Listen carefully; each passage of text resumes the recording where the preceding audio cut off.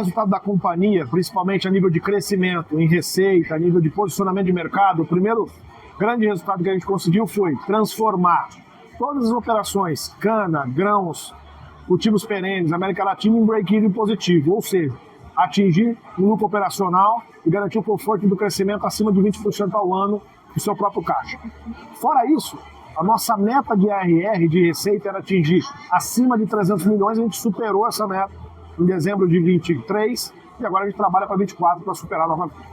Crepaldi, vocês disseram o seguinte, que a Solifitec é a única empresa no mundo que conseguirá novamente, e aqui eu coloco entre aspas, novamente, conseguirá novamente transformar a agricultura.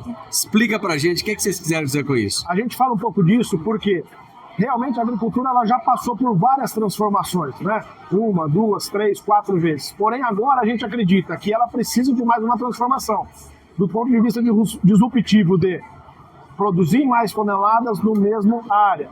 Com o Solix, a gente tem a total capacidade de fazer isso. Um robô que mora no campo, trabalha na lavoura, em prol de reduzir pragas, em prol de quebrar ciclos de inseto, em prol de quebrar ciclos de daninha, que é o que sempre feriu e nunca teve uma solução para isso. Nem mesmo os pulverizadores estão preparados para isso, porque ele trabalha em larga escala, em aplicação broadcast. O robô agora não, o Solix agora ele vem realmente para quebrar esse ciclo e realmente produzir mais. Só se fala agora em inteligência artificial. Como é que está o uso da IA na Solifitec? Praticamente a IA ela trabalha dentro do Solix.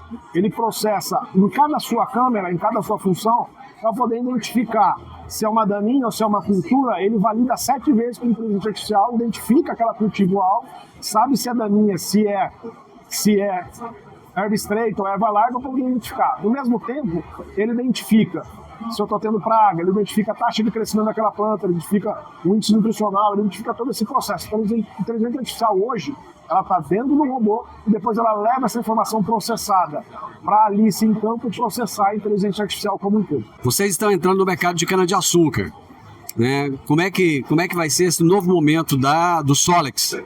O mercado de cana-de-açúcar a gente começou a trabalhar com o Solix no final da safra passada, principalmente para validar parte mecânica, estrutural. A gente fez algumas modificações do Solix que seguiu como um padrão para todo mundo, tá?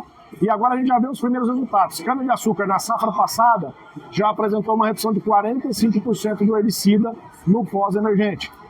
Já começa a ter os novos testes nas usinas agora de talvez fazer aplicações em cana-planta sem atuar no pré-emergente. Isso pode dar um resultado ainda mais agressivo. Vocês reforçaram muito a questão da sustentabilidade. Perfeito. O que a gente está pensando e o que a gente vem vendo os resultados agora como um todo é uma lavoura limpa com bem menos herbicida. Nós estamos falando, gente, de mais de 80% de redução. Menos calda, menos água, como um todo, e um manejo muito mais sustentável. No caso da soja, vocês falaram no incremento de 10 sacas por hectare. Explica esse incremento. Divino, essas 10 sacas elas estão se dando principalmente com um efeito já conhecido e muito conhecido, como um todo. Mato competição, eu tenho uma máquina extremamente mais leve que não amassa. Eu tenho uma máquina que não causa um pisoteio, que não causa um abalo de soqueira, de enraizamento. Ou seja, eu vou ter um pé de soja que enraiza muito mais, que está muito mais preparado para uma condição climática mais adversa. Ou seja, ele vai beber água mais no fundo e vai buscar nutrientes como um todo.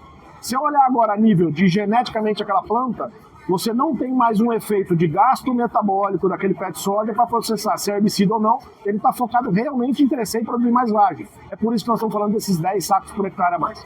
Uma outra afirmação de vocês na coletiva é que o Solix ajuda a mitigar o risco de variabilidade climática. Perfeito.